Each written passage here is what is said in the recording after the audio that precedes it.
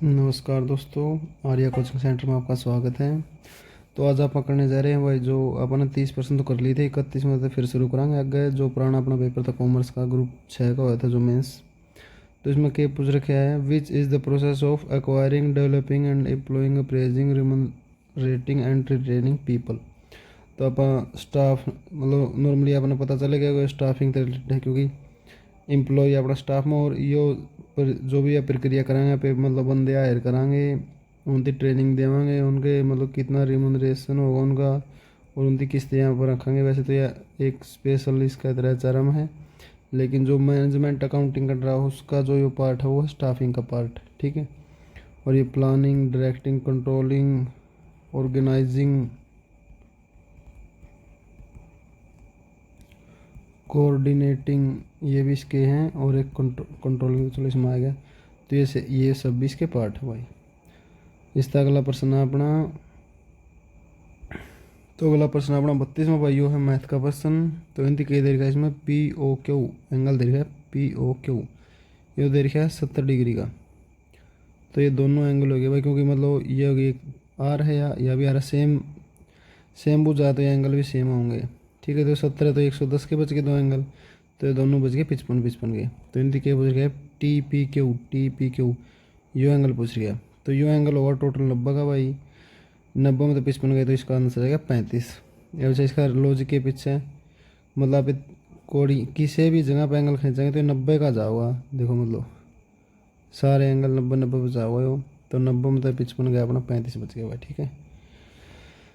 तो इसका अगला आ गया भाई अपना 33वां, which policy refer to the rules and regulation principle programmes and priorities formulated and followed by the government for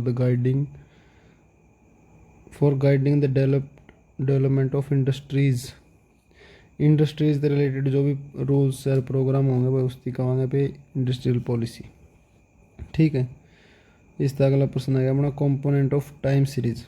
तो कंपोनेंट ऑफ टाइम सीरीज हो भाई, ये हो हैं इसके 4 कंपोनेंट हो हैं, secular trend, seasonal trend, cycler trend, और एक और रैंडम ट्रेंड, रैंडम वेरिएशन। ठीक है।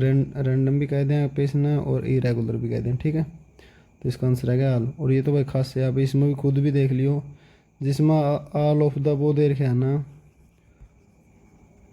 तो मान लो 90% अगर आप आपने नहीं आंदा वो प्रश्न, तो उसका आंसर यो लगा दो, वैसे ठीक हो जाए आपका। इसका अगला भाई 35वां, क्या पूछ रहे इसमें, financial report is a financial report. मतलब कौन सी फाइनेंशियल रिपोर्ट जिसमें कंप्लीट भी हो उसको, कंडेंस हो, मतलब लेस डिटेल वर्जन। ठीक है। Less detail version of financial reporting, financial report मतलब।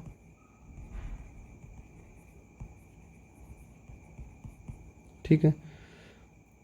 Statement of for a period shorter than an entities full financial year. तो फुल खातर तो आ गई फाइनल अपनी, बीच में अगर अपन जरूरत पड़ेगी, मतलब कोई कॉस्ट ऑडिट आ गया, कुछ भी जरूरत पड़ेगी, तो आ गई इंटरिम।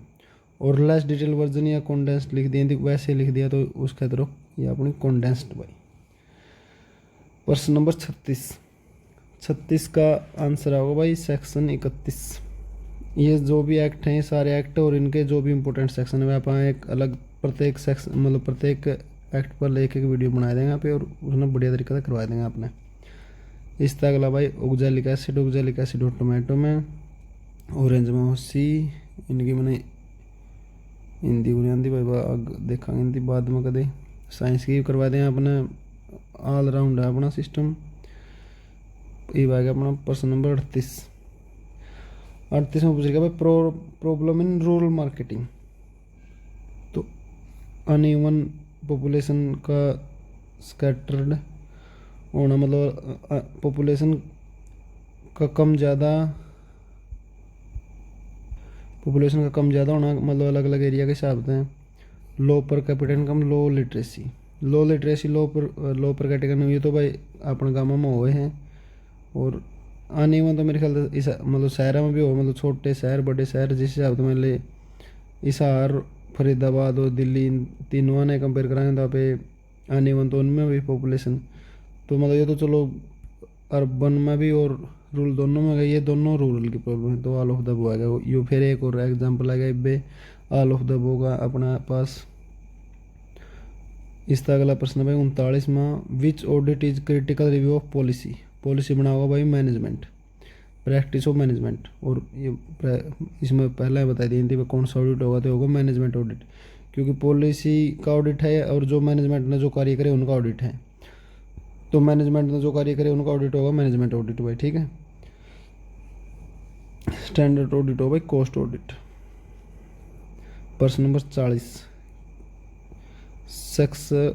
अंडर सेक्शन 80C के अंतर्गत कितनी अमाउंट का डिडक्शन मिलेगा, तो ये मिलेगा अपना भाई 1.5 लाख का। फैक्चुअल क्वेश्चन है और इसमें 80C, 80CCC, 80CCE, 80EEE, नहीं भाई EEA और EEB, इन सब में 1,50,000 का डिडक्शन मिला भाई अपन, ठीक है। तो ठीक है दोस्तों, आज के लिए इतना ही। नेक्स्ट वीडियो में करेंगे पे आगे के प्रश्न।